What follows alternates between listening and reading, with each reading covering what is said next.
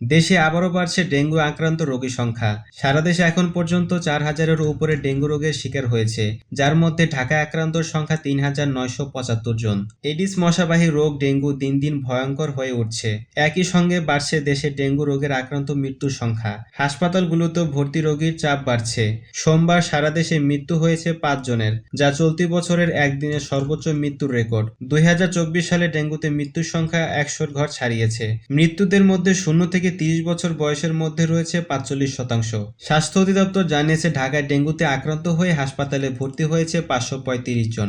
আগের সপ্তাহে সোমবার আক্রান্ত হয়েছে 615 জন, যা চলতি বছরের একদিনের সর্বোচ্চ বেশি আক্রান্তের সংখ্যা। সব মিলিয়ে এক মাসে মৃত্যু হয়েছে 20 জনের এবং আক্রান্ত হয়েছে 4,000 জন। গড়ে দৈনিক 400-রও বেশি মানুষ ডেঙ্গুতে আক্রান্ত হচ্ছে।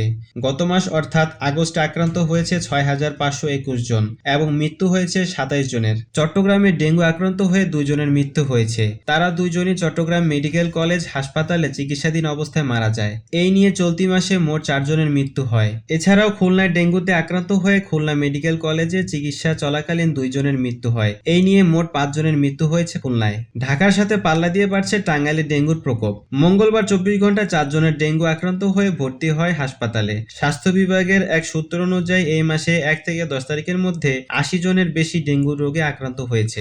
আক্রান্তদের মধ্যে 1 জনের মৃত্যু হয়েছে। এছাড়াও স্বাস্থ্য বিভাগ জানিয়েছে, এখন পর্যন্ত চলতি বছরে মোট আক্রান্তের সংখ্যা ছিল 345 জন, যার মধ্যে 316 জন সুস্থ হয়ে বাড়ি ফিরেছে। তার মধ্যে 2 জনের মৃত্যু হয়েছে। ডেঙ্গু থেকে বাঁচতে আমাদের সকলকে সচেতন হতে হবে। সবার সুস্থতা কামনা করছি।